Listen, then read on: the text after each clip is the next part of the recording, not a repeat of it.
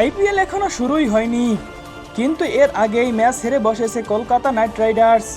না মাঠের কোনো খেলায় নয়, সোশ্যাল মিডিয়ার মিম লিগে। আইপিএল নিলামের পরে কেকেআর দলে নিয়েছিল বাংলাদেশি কাটার মাস্টার মোস্তাফিজুর রহমানকে। কিছুদিন যেতে না যেতেই বলা হলো ধন্যবাদ, আবার দেখা হবে বলে বিদায় দিয়ে দিল। শোনা যায় পারফরমেন্সের আগেই বাইরের চাপ আর জাতিগত ঝামেলায় এই সিদ্ধান্ত নিয়েছিল কলকাতা। নেটিজেনরা তখন থেকে খাতায় নাম লিখে রাখে। কাহিনী এখানেই শেষ নয়, এরপর এলো নতুন টুইস্ট। কেকেআর বড়সড় টাকায় দলে ফেরালো শ্রীলঙ্কান বেবি মালিঙ্গা নামে খ্যাত মাথিসা পাথিরানাকে। ভেবেছিল এবার আগুন ঝরাবে, কিন্তু হঠাৎ করেই ব্রেক কষল শ্রীলঙ্কান ক্রিকেট বোর্ড। দুঃখিত, সিলেটে আমরা আইপিএলে যেতে দেব না। এই খবর শুনতেই মিমের সুনামি শুরু হয়ে গেল। ভাইরাল মিম বলছে, ফিসকে বাদ দিলে এমনই হবে ভাই।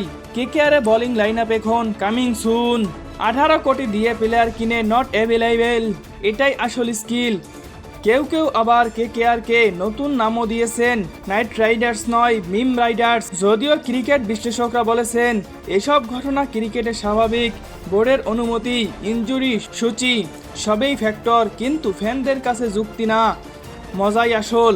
সব মিলিয়ে আইপিএল শুরুর আগে কেকেআর এখন দুই ফ্রন্টে লড়ছে। একদিকে স্কোয়াড সমস্যা, অন্যদিকে মিমসের বন্যা। শেষ কথা, মাঠের খেলা কি হবে জানা নেই, তবে মিম লিগে কেকেআর ইতিমধ্যেই চ্যাম্পিয়ন হয়ে বসেছে।